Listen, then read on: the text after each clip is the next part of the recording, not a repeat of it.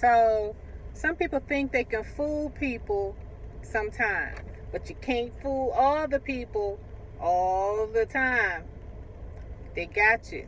That's why y'all coming up out of the woodworks. You're finding it harder to keep your mask on. You're being unmasked.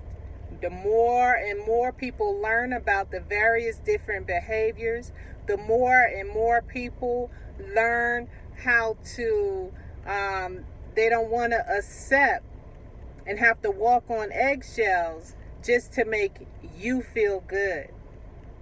People are getting tired of being silenced just for your convenience to make you feel good, because you don't want them to show their creativity.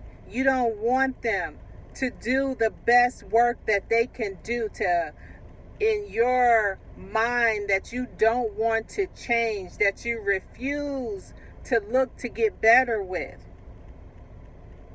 Don't want them to outshine you, whatever that may look or feel like to you. So you put people down. You belittle people. You gossip about people day in and day out. Always complaining. Never, ever, ever have a solution. That's what I'm talking about today. My name is Emily, and I have been working in the workplace environment for many years.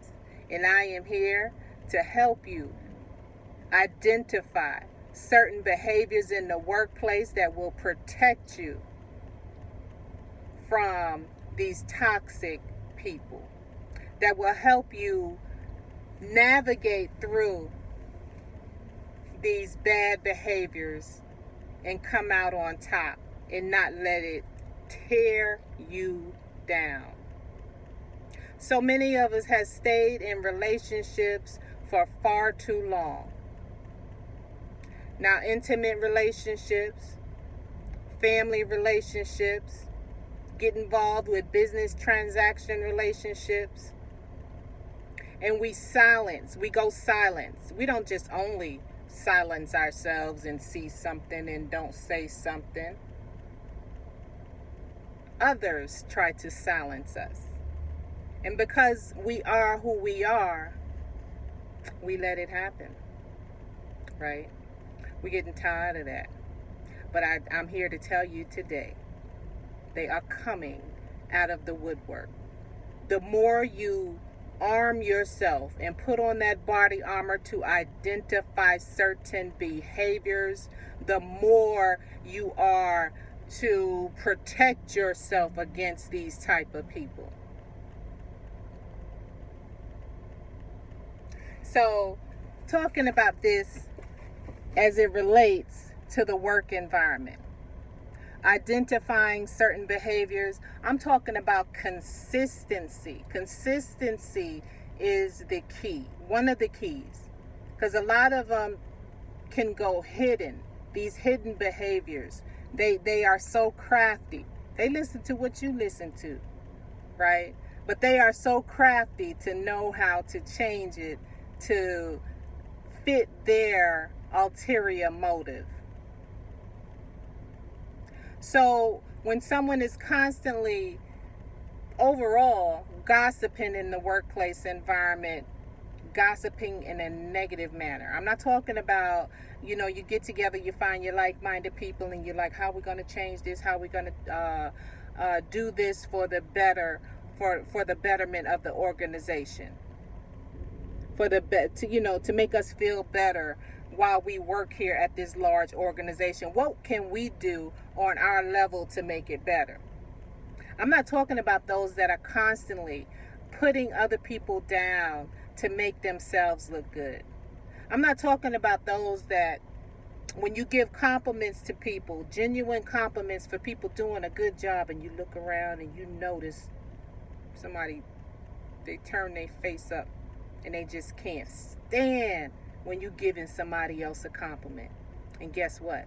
that person you gave a compliment to, and you constantly, and other people are constantly giving that compliments to that one person, watch how that person will be targeted. That is their target now to destroy. Yeah, that's how it works. I hate to say it. I've seen it so many times, over and over again. But people are getting tired. They're tired of being silenced because of the bullies in the workplace, because of the manipulation and the control in the workplace. And you hide it so well.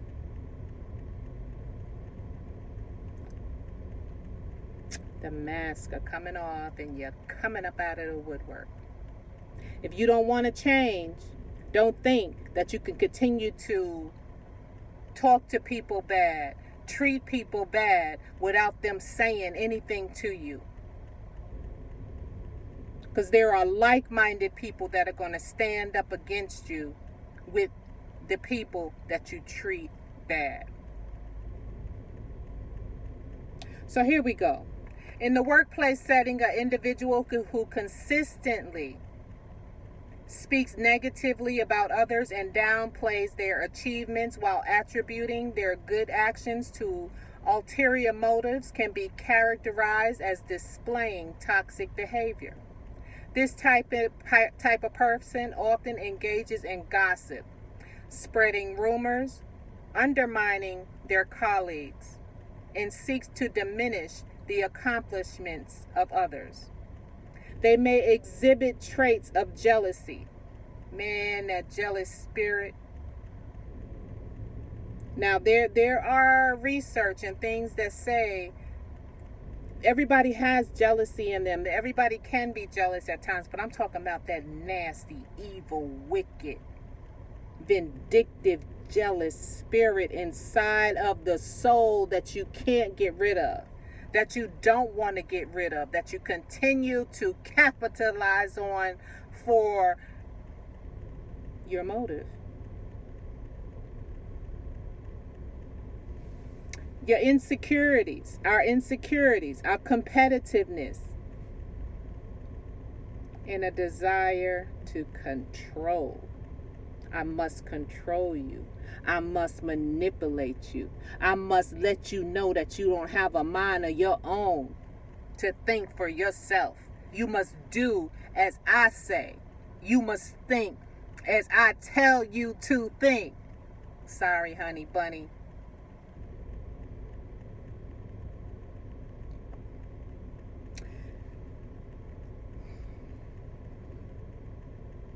So behavior traits, gossiping, undermining.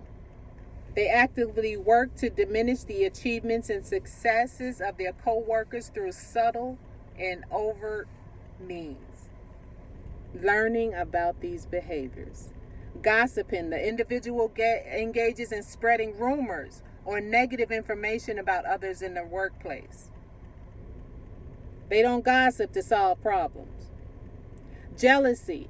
Feeling of envy towards others' accomplishments or recognition may drive their negative behavior.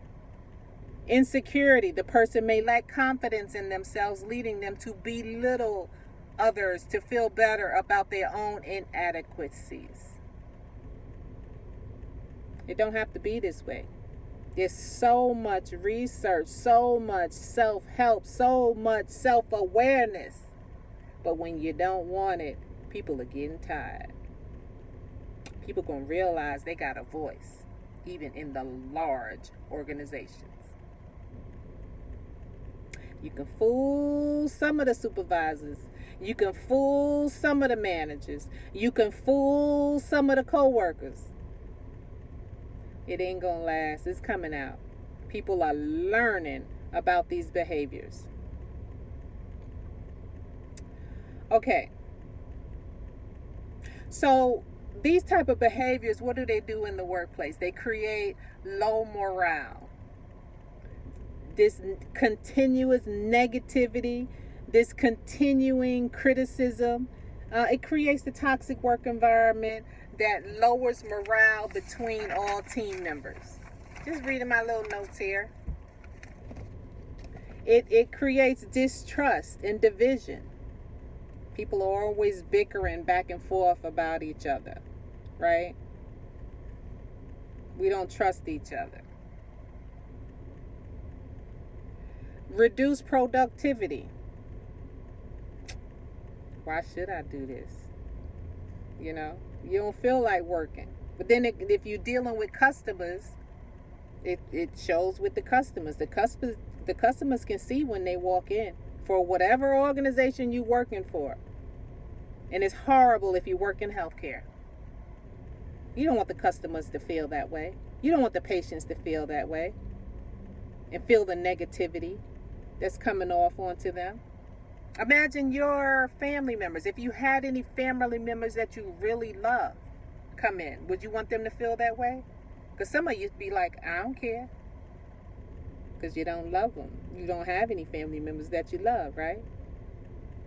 You don't care. It's hard to care with compassion. So if these negative behaviors continue to create this negative culture in the work environment, it becomes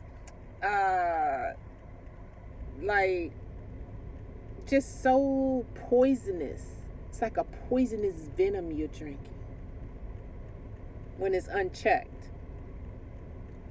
So how to uncheck it? Some people really don't know. Some people are really in the habit of doing things the way they do it. And once you tell them, you know, what they're doing, they're okay and they understand and they apologize, or they say, you know, what do you mean? And they want to learn more. And they want to learn more about their own behaviors and how it's impacting other people. But there are some people, you can't even waste your time to try to talk to them and try to explain to them. Because number one, when you defend yourself or defend other people, they don't care. It's going on deaf ears. So there's no need to explain or engage in any type of conversation with them. And number one, of the top of all, do not take it personal, because it is not you. Some of them you just got to leave alone. But learn how to, what they say, stand your ground and start to speak up. But make sure you always have a witness there with you. A witness that is a like-minded person. Someone that's a like-minded person that think the way you are. The reason I hesitated with that, because those that display toxic behavior will find their flying monkeys in their like-minded people and try to switch it up on you. So you must be calculated, and you must, you know, it's a way to be calculated and know what you're dealing with. Don't never forget documentation. Always document. That's your tools in your belt. I think I've harped on that enough, but as we continue, don't stop learning. Don't run away from learning about different behaviors.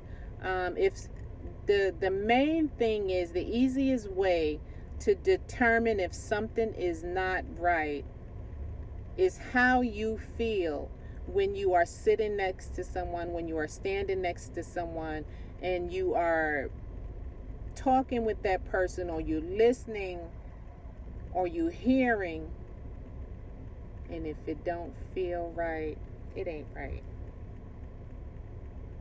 You know, if you can leave somebody feeling joyful, if you can leave somebody feeling a sense of peace, if you can leave somebody when you want to learn and they teach you and you feel good about it,